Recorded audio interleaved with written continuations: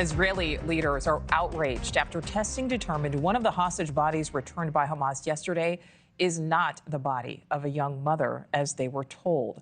The bodies of 4-year-old Ariel and 10-month-old Shiri Bibas were transferred over to the Red Cross yesterday, but the body of Shiri Bibas, their mother, was not alongside them. There's no word yet on the identity of the remains, but Israel calls this botched handover a violation, and Hamas is saying it will investigate. NewsNation's Robert Sherman is live for us at the White House with the latest on reaction from both Israel, Robert, and reaction from the White House. Yeah, Nichole, I can tell you that outrage that you mentioned, it is widespread across Israel today, as well as heartbreak. And those sentiments are being shared by the White House today. How this was supposed to go is 4 hostage remains were supposed to be released on Thursday.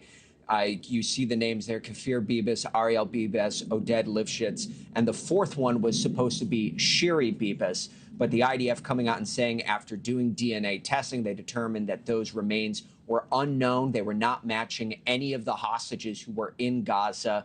Point being, Shiri Bibas's body was not returned to Israel.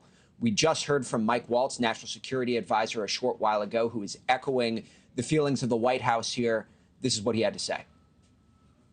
My message, President Trump's message to those families is we are with you.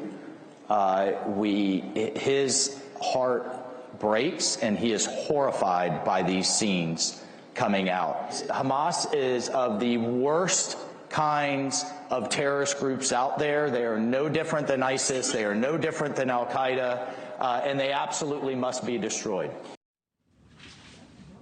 This Saturday, 6 hostages are supposed to be released. You see their names and faces on the screen there. These are the last 6 living hostages that are meant to be released in phase 1 of this ceasefire deal in Gaza. But after this release, there are still living hostages inside of the enclave, which is why you are seeing this push from the White House, from people on the ground in Israel, to move to phase 2 of the hostage release deal.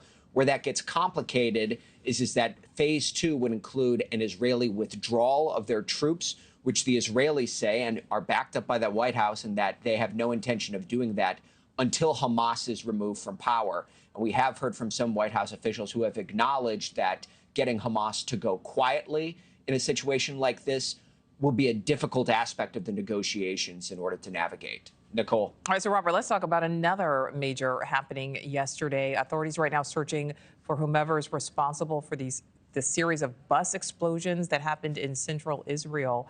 What more do we know? Well, I mean, the initial takeaway from Israel is that they believe that they avoided narrowly a mass casualty event in Israel. There are no casualties, so to speak of, but 3 separate buses in and around the Tel Aviv area and some of the neighboring communities exploded. And Israeli officials say that they found explosive devices on 2 other buses in Israel.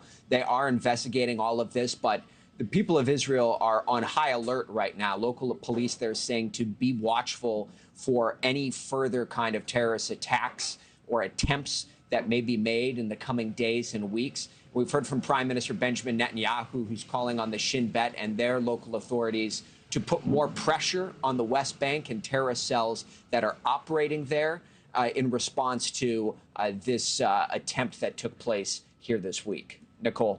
All right, Robert Sherman live for us there in D.C. Thank you.